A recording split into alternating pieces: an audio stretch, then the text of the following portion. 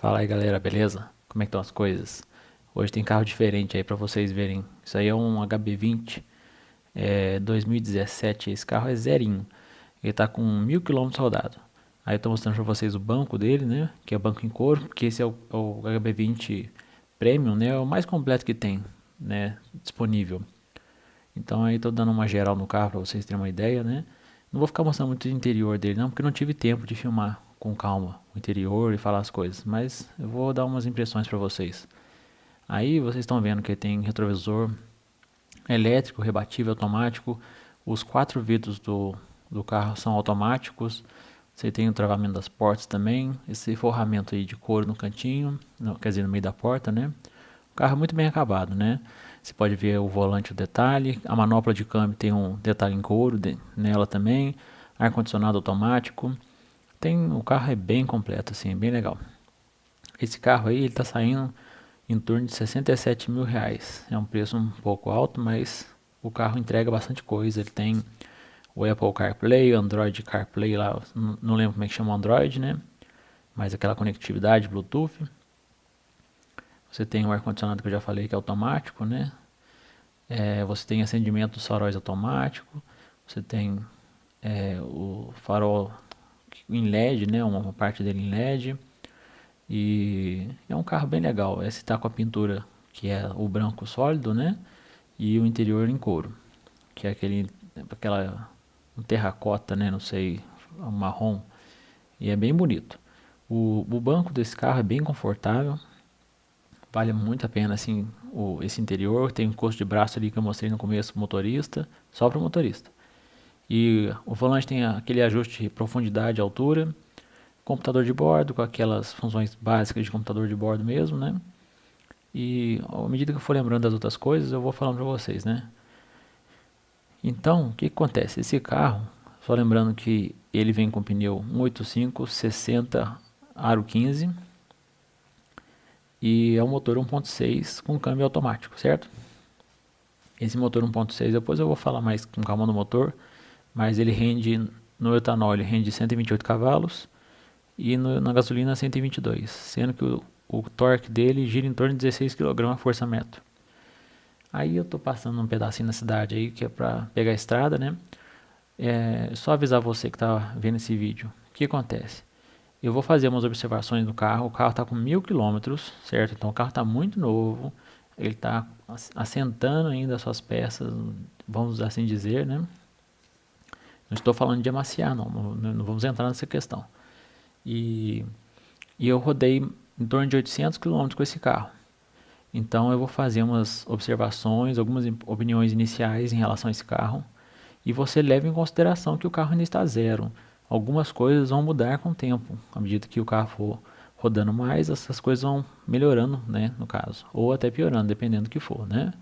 Todo carro envelhece mesmo. Então leve-se em conta que o carro é zero, tá começando a andar melhor agora. E eu vou fazer as observações. Se você é um fanboy da marca, né, e gosta muito isso aqui, se eu fizer uma observação, uma crítica ao carro, não leve para o lado pessoal. Tem gente que leva para o lado pessoal até hoje, não sei porquê. É só uma observação. E leve também, lembre de uma coisa, algumas observações que eu vou fazer, elas são bem sutis, ou seja, para um motorista comum que às vezes não está muito aí para o carro, só dirige mesmo, não é entusiasta, talvez ele não perceba essas observações que eu vou fazer. Então eu vou lembrar você, quando chegar numa observação dessa eu vou te lembrar de novo, que é uma observação um pouco mais refinada. Às vezes que uma pessoa comum que dirige o carro não vai perceber. Então às vezes você não precisa levar ela tanto em consideração, dependendo do seu estilo de direção, certo? Isso é mais para quem gosta de carro, lembre-se disso. Porque às vezes acontece a pessoa levar muito a sério uma observação que eu faço, achando que é uma coisa, que é outra, mas é uma observação muito simples, assim, é muito mais sutil do que parece.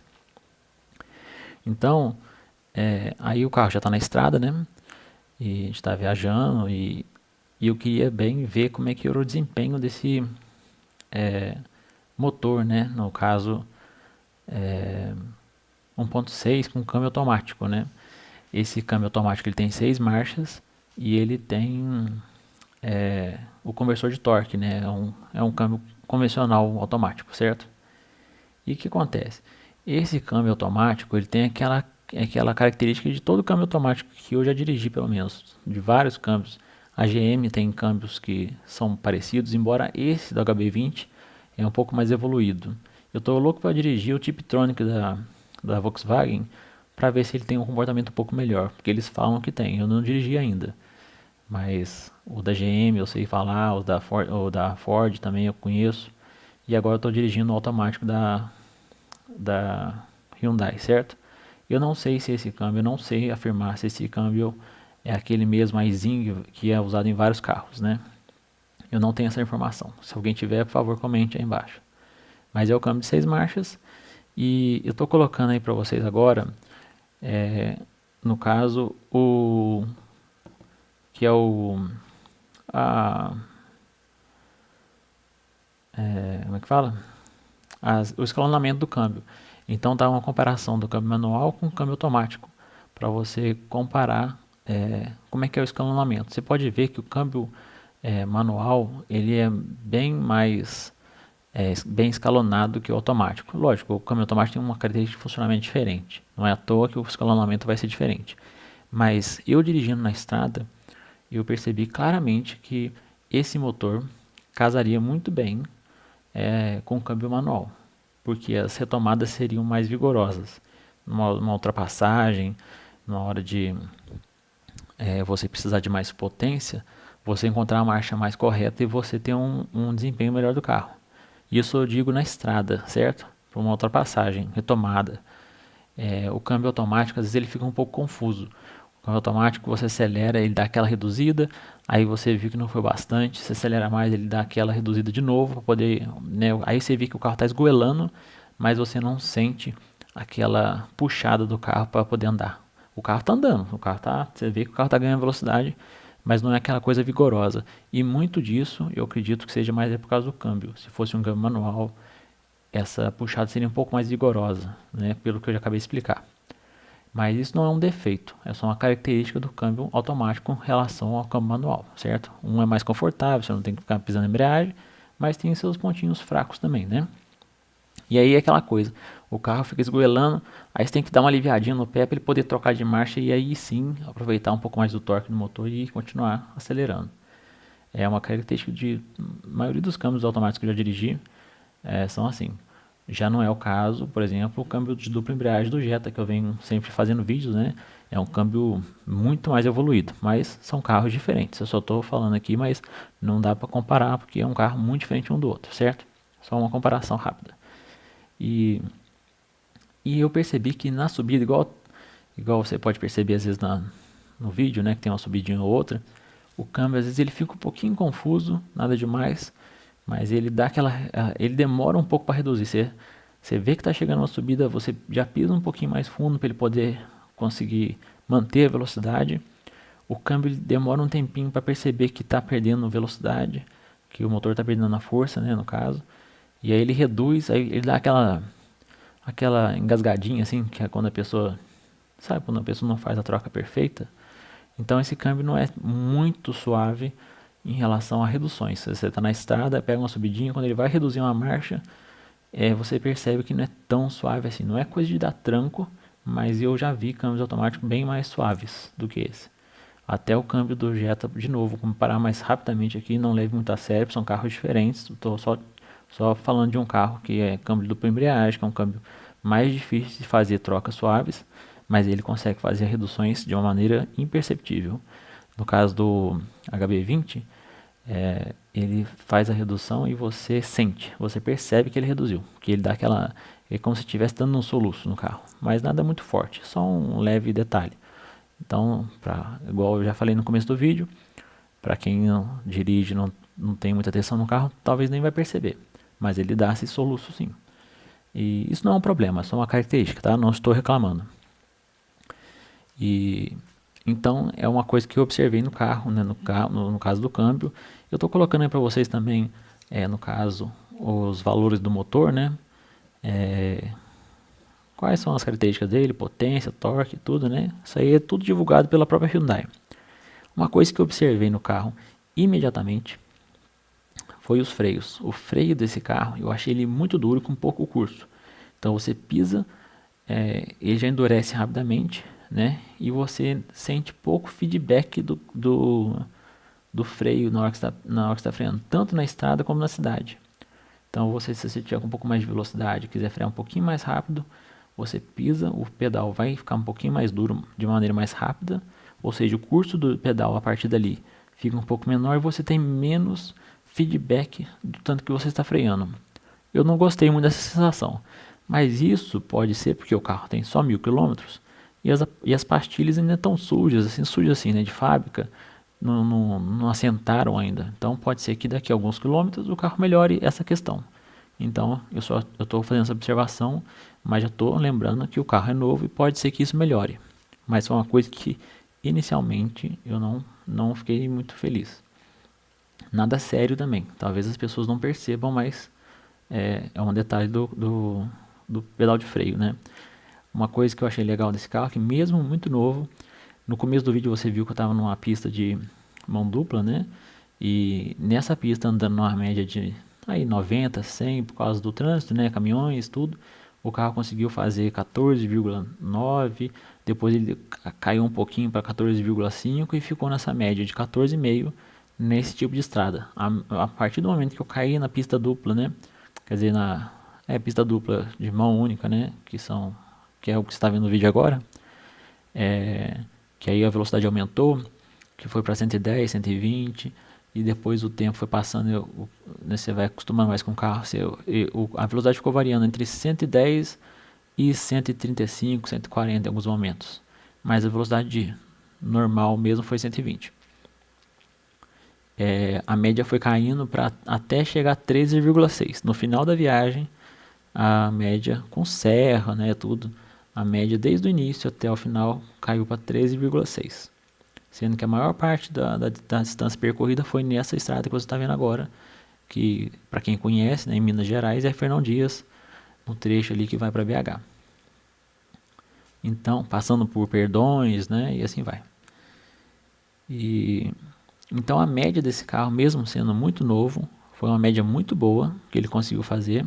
Eu não tive muito como medir essa média do carro na cidade, mas eu tenho certeza que vai ser uma média boa também, que esse carro vai conseguir fazer na cidade, mesmo com câmbio automático. E o carro na cidade, falando já na cidade, né? Esse câmbio ele fica muito bom para andar na cidade, porque ele tem uma resposta rápida. Você quer sair numa esquina, você quer sair do sinal, ele é confortável e tem uma resposta boa. Então você tem uma agilidade com o carro. E o carro, por si só, ele é curtinho, ele é pequenininho e ele é muito ágil. De todos os carros do segmento do HB20, eu acredito, no meu caso, eu escolheria o HB20 mesmo. Comparando com os outros carros que estão no segmento aí, Onix, né? O Palio, os carros estão ali, né? O Palio mais 1.6, né? Que estão ali no segmento do HB20. Eu compraria o HB20, eu acho um carro bem superior. O acabamento dele é muito bem feito, os arremates são bem feitos, ele não faz barulho nenhum dentro do carro. Você pode passar em lugares buracados, ele não faz barulho quase nenhum, assim você não escuta. E isso porque eu também já conheço, eu tenho um amigo que tem um HB20 que deve ter pelo menos uns 4 anos de uso desse HB20, né? Um carro bem mais rodado. E o carro dele ainda não faz barulho, quer dizer, é um carro que conseguiu passar pelo tempo aí e não apresentou defeitos também, tanto de acabamentos, né, como também defeitos mecânicos. O carro durou esses 4 anos com só mesmo manutenção, nada demais assim. E o câmbio manual do HB20 1.0, que eu já dirigi também, tudo, é um câmbio delicioso, um câmbio muito macio, gostoso de você usar no dia a dia. Para quem gosta de dirigir, é um câmbio muito prazeroso. Ao contrário de um câmbio da Fiat, por exemplo, que tem um curso muito longo, é um câmbio que sabe que o carro, quando ele ganha mais quilometragem, vamos supor, quando o carro está com 60 mil quilômetros rodado, o câmbio da Fiat já apresenta um probleminha de entrar primeira, o sincronizador dele não é muito bom, então primeirinha já fica meio ruim de engatar. Não é o que acontece com o HB20, é um câmbio padrão Volkswagen, assim, sabe? Um câmbio muito bom em termos de encaixe, entendeu? Em termos de curso. É um câmbio muito gostoso de se usar. Então, continuando aí, a direção desse carro, a direção hidráulica, É uma coisa que ficou para trás, eu acho que esse carro já poderia ter direção elétrica, né? Mas não, a direção desse carro é hidráulica. E ela não tem um feedback muito bom na mão. Quando você está com ela dirigindo na estrada, andando a 120 por hora, ela fica um pouquinho leve. E ela é bem direta, essa direção é bem direta. E como ela está muito leve, uma pessoa aí mais despreparada tomar um susto pode fazer o carro dar uma sambadinha na estrada ou até mesmo perder o controle. E eu fiquei até estranhei um pouquinho essa direção, porque eu estou acostumado com uma direção um pouco melhor no caso, né? E nada demais assim, mas eu acho que ela poderia ser mais progressiva para quando estivesse andando na estrada. Em compensação, para você dirigir na cidade, ela é bem macia, muito confortável. Para você fazer manobra, fazer baliza, ela é ótima. Essa direção do HB20, ela sempre foi muito boa, bem macia. Acho que é a direção das mais macias que eu já dirigi. Isso é um ponto bom na cidade, mas na estrada nem tanto, né? E o volante, ele tem uma pegada muito boa, ele é confortável nas mãos, ele tem um apoio pro dedão que você aperta assim com o dedo, você sente que ele é macio, que ele como se ele fosse acolchoado. É muito legal, eu acho que vale a pena o jeito que foi feito o volante, né? E uma coisa que também me incomodou no carro, logo de início, é que a manopla do câmbio dele, para você trocar do P pro N, ou então para Ré, ou então pro D, né? Ela é dura. Você aperta o botão, você tenta mover e parece que ela tá agarrada. Parece que eles apertaram demais ela ali, ela tá, sabe? Ela não ajustou direito. Então você quer mover ela, parece que ela faz até um barulho assim, meio seco, sabe? E não é prazeroso. E além de não ser prazeroso, dá a impressão que tem uma coisa errada. Tanto que na revisão eu vou ver se falo pro dono, né, dar uma olhadinha nisso, porque eu achei muito duro, eu achei, né, assim, é desconfortável mesmo. Achei ela muito dura. E agora, uma coisa que é outra interessante do motor é que o motor andando em baixas rotações na cidade, ele tem um som muito bom. É um som mais grave, é um som que dá a impressão de um carro com um motor maior até. Só que o som não invade muito a cabine, então é um som assim prazeroso, muito gostoso. Mas você na estrada andando com o carro, né? Quando você acelera e ele dá aquela esgoelada lá de 5.000 RPM, o som não é bonito. Parece que o carro está morrendo para poder chegar nessa rotação. Parece que ele não gosta de rotação e vibra um pouco. O carro tem um pouco de vibração e o som já não é tão bonito assim, não passa aquela esportividade. Eu sei que o carro não é esportivo, mas tem carros mesmo de baixa cilindrada que o som é um pouco mais agradável. No caso do HB20 eu não gostei.